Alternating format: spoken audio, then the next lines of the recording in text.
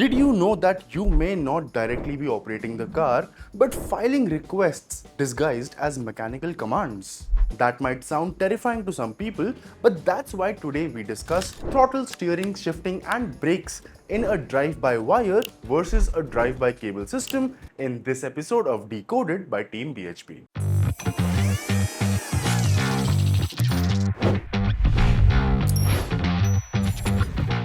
But what does it mean when we say by wire? Imagine a bicycle brake cable.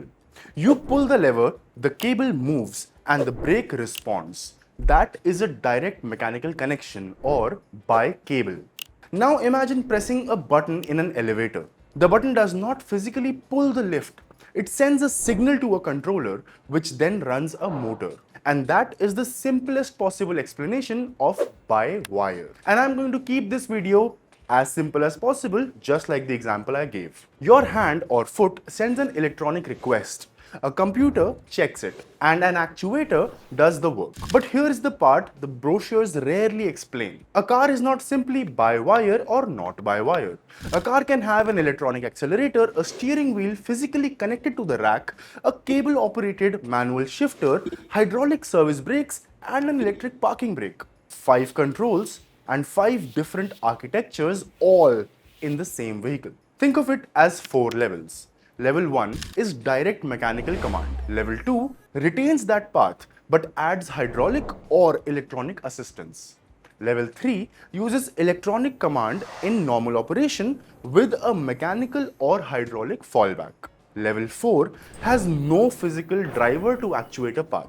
Drive-by-wire or drive-by-cable systems have subsystems within them, and I mentioned them in the intro as well. Those subsystems include throttle, steering, shifting, and brakes. First, the system almost every modern car owner has already experienced. In an older petrol car, pressing the accelerator pulled a steel cable. That cable opened a flap inside the engine's air intake. The more you press the pedal, the more it opened. As simple as that. Like the Maruti 800 MPFI used this arrangement, and its manual even included accelerator cable maintenance.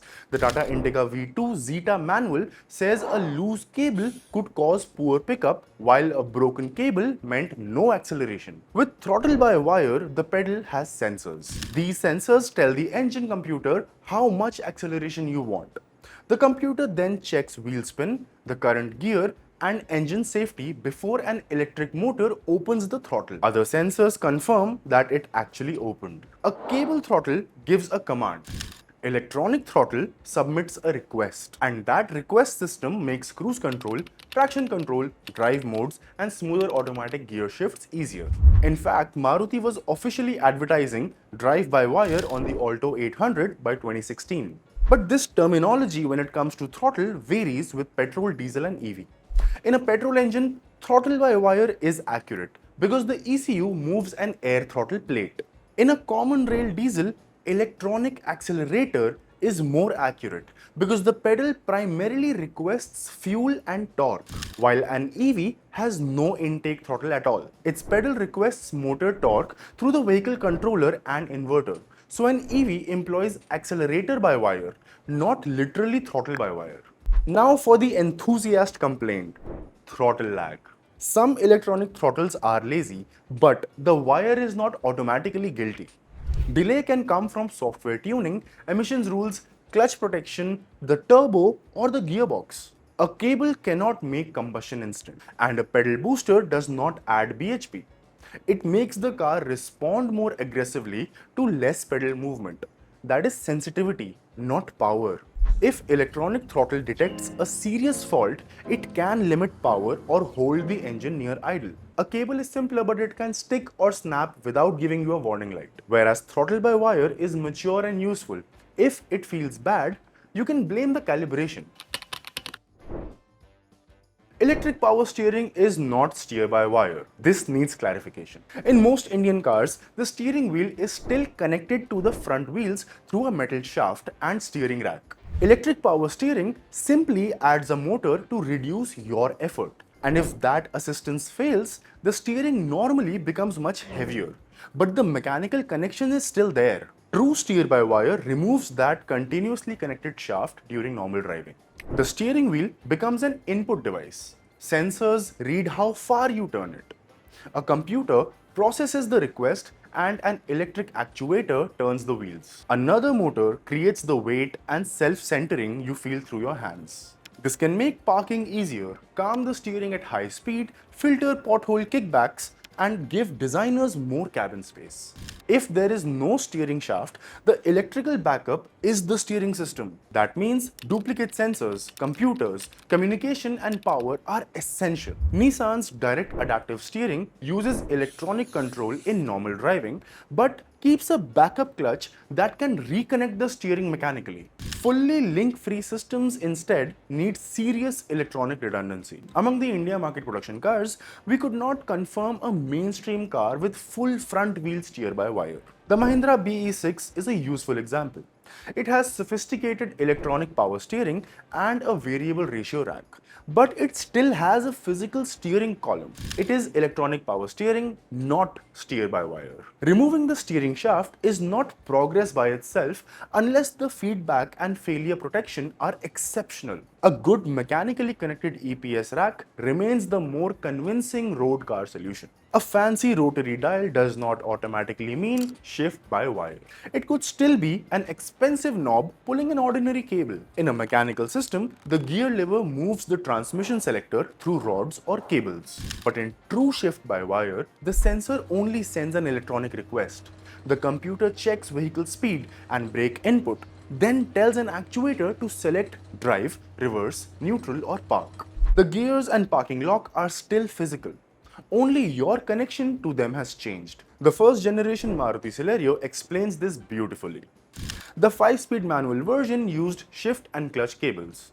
In the auto gear shift version, or simply the AMT version, actuators operated the clutch and gear selector of what was still fundamentally a manual gearbox. The Hyundai Venue IMT was different again.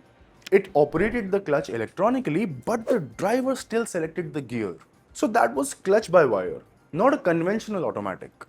And the 2022 Tata Altroz DCA used a shift-by-wire selector with auto park. Its transmission was the DT1 6-speed wet clutch DCA paired with the 1.2-liter Revertron engine on Tata's Alpha architecture.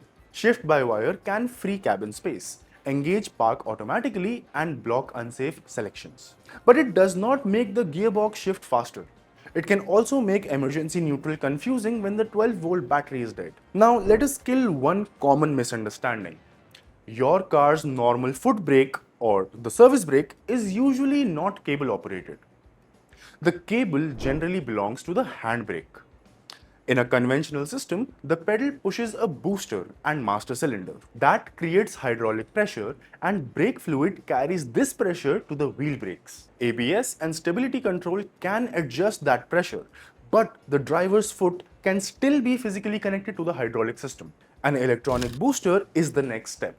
It uses an electric motor instead of engine vacuum to help the driver, but it may still push a normal master cylinder. So an electronic booster does not automatically prove full brake-by-wire. Wet brake-by-wire goes further.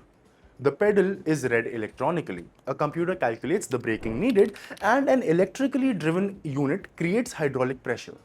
It is called wet because brake fluid still operates the calipers. The Honda City Hybrid is a good Indian example.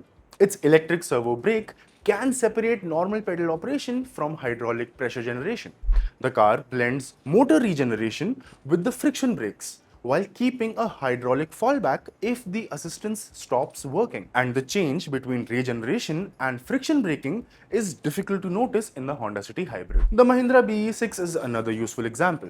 Mahindra advertises brake-by-wire with an integrated electronic booster, but the owner's manual clearly calls them hydraulic brakes and says the car can still be stopped with greater pedal effort if assistance disappears. So this is not a fluid-free dry brake system, because a dry brake-by-wire is a radical version. Hydraulic fluid and pipes disappear.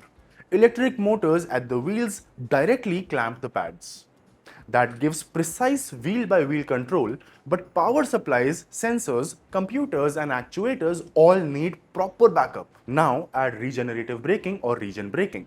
When a hybrid or EV slows, its motor can work as a generator to return energy to the battery. But regen may reduce when the battery is full, too hot, too cold, at very low speed, or when ABS intervenes. The friction brakes must instantly provide whatever slowing is missing. That smooth handover is the real achievement. If you can feel the car suddenly change its braking near a speed breaker, the calibration needs more work. And finally, an electric parking brake only makes the parking brakes electronic. It does not prove that the main service brakes are brake-by-wire. And no, brake-by-wire does not defeat physics. Tires, grip, vehicle weight, brake temperature and ABS calibration still decide the final stopping distance. Now that we've mentioned the Mahindra BE6 several times in the video, let's return back to it. Because one vehicle exposes the entire marketing issue. Its accelerator sends an electronic torque request. Its steering has electrical assistance but keeps a physical column and rack. Its single-speed transmission uses a shift-by-wire selector. Its service brakes are hydraulic with an integrated electronic booster and regenerative blending. Its electric parking brake is by-wire only for parking. What does it mean? One car, several different answers. So whenever a brochure says drive-by-wire, you must ask which control is drive-by-wire and what remains connected. Mechanical systems can wear, stretch, leak or seize, but they are often easier to inspect and repair. By-wire or electronic systems add sensors, wiring, computers and actuators, but they can also detect faults, store useful diagnostic information and deliberately reduce performance before a bad command becomes dangerous for you. So don't ask whether wire is always better than cable. I think there are three practical questions here. Is there a mechanical or hydraulic backup? What still works after one fault or a flat 12-volt battery? And how expensive is the actuator or control module to replace and calibrate? So, which control would you happily give to a software and which one would you keep mechanical? Tell us in the comments, and if you value straightforward technical explanations, don't forget to subscribe to Team BHP. I'm Utkarsh. See you in the next one.